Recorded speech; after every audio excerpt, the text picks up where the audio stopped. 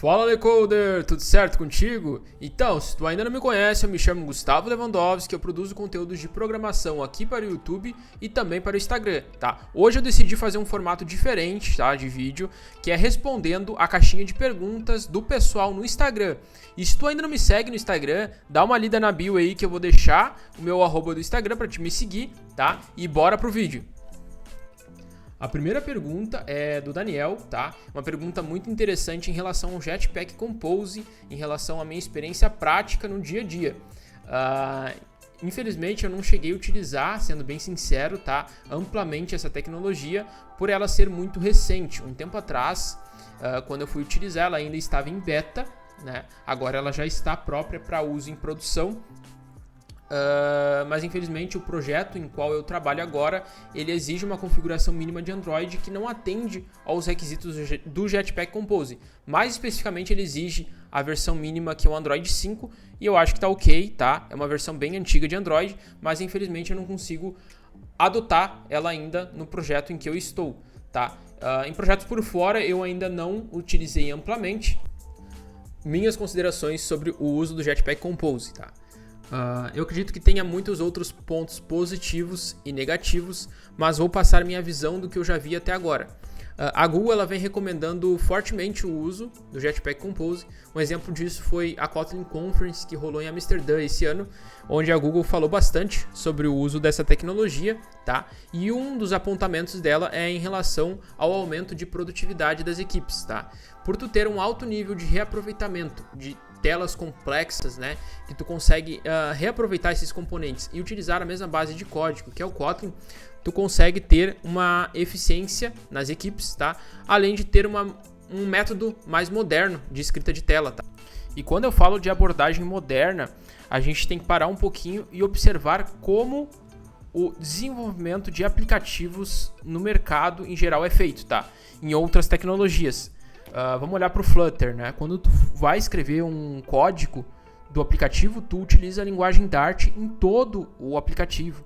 A mesma coisa acontece no React Native, onde tu usa o JavaScript em tudo, né? No Android nativo a gente não tinha isso. No Android nativo tu escrevia uma parte do código em Kotlin ou Java e chegava na parte da tela, né? Tu fazia a utilização do XML. E a Google ela vem caminhando, né, para modernizar a escrita de telas utilizando o Jetpack Compose. Não digo que vem caminhando porque já é uma solução que está no mercado, né, e empresas já estão adotando o uso dessa tecnologia. Outra abordagem que eu vejo, tá, que vem a somar é a questão do Kotlin multiplataforma, tá? A gente tem aí uma tecnologia da Google para escrita de código Kotlin tanto para Android quanto para iOS. Caso vocês não conheçam. Depois pesquisa lá, Kotlin multiplataforma. E geralmente tu escreve o código de novo em Kotlin, né, para Android e iOS, né, que é toda a parte da camada de regra de negócios, requisições. E na hora da escrita da tela, tu tem que escrever a tela nativamente, né? Então tu tem que escrever a tela nativamente para o iOS e para o Android. Com o Jetpack Compose, como tu tem uma única base de código, que é o Kotlin, tu passa a escrever tudo em Kotlin para Android e para iOS. Isso eu acho que vem a somar bastante, né? E vem a agregar ainda mais também no Kotlin multiplataforma, que eu acho que tende, né, a virar uma tendência e a Google vem recomendando bastante também o uso. Eu vejo que tem crescido a adoção. Bom, então em resumo, tá? Eu vejo que tudo tende a se modernizar, eu vejo que é uma tendência que vem aí, né? Tem uma curva de aprendizado, tem uma curva de adoção. Se tu tá aprendendo agora, se tu tá iniciando agora na área, não te preocupa com isso, tá? Se teu curso aí tá ensinando com XML, continua aprendendo com XML. Depois tu olha para isso, tu mira para isso, teu aprendizado. E se tu tem alguma consideração sobre essa tecnologia, se tu utiliza ela, coloca nos comentários aí, se eu falei alguma besteira também me corrige, tá? Aproveita esse momento aí. Tá, e agora tu tá me ouvindo e surgiu diversas dúvidas, né? E tu gostaria de repente de perguntar. E agora tu já pensou em perguntar essas dúvidas diretamente para mim e junto para um pessoal que me segue aqui? tu consegue através da comunidade LeCode, tá? Então a gente está aí preparando uma comunidade premium, né, de Android que vai te ajudar, né, a dar o direcionamento e o foco no teu aprendizado e desenvolver diversos gatilhos e ferramentas que te ajudem na tua jornada, impulsionem a tua jornada de aprendizado. Então, se tu quer fazer parte, não perde, tá? Em algum lugar dessa tela tem um link de acesso à fila de espera, que logo a comunidade vai estar disponível para todos. Então, a próxima pergunta, tá, é do Matheus, uma pergunta bastante interessante, que é um tabu que existe aí na área, tá? Que tu não pode reaproveitar uma estrutura de código que esteja pronta. Lembrando que copiar é diferente do que reaproveitar, tá? Quando tu copia um código e tu não entende o que está ali, aí sim é um problema, tá? Porque tu tá simplesmente copiando uma coisa, né? E tentando fazer funcionar, né? No máximo vai funcionar e tu não vai saber como funciona. E aí tu não tá aprendendo. Agora, quando tu reaproveita uma estrutura e isso impulsiona o teu aprendizado, tu consegue pegar essa estrutura, mexer nela, entender como ela funciona e buscar aprender através dela, isso não é um problema, tá? Então tu tem que entender que o foco é no teu aprendizado, tá? Então tu esquece esses tabus, tá?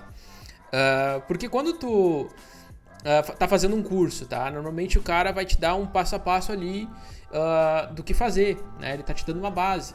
Então, a mesma coisa é quando tu tá reaproveitando um código. Tu tem uma base ali, tu tá mexendo nela e tu tá aprendendo com ela. Às vezes é muito mais difícil tu criar algo do zero do que tu ter a base ali, o arroz com feijão, né? E começar a mexer naquilo e começar a aprender através daquilo. Outra dúvida que eu percebi que tu tem, tá? É em relação ao que tu pode te fazer falta numa entrevista de emprego.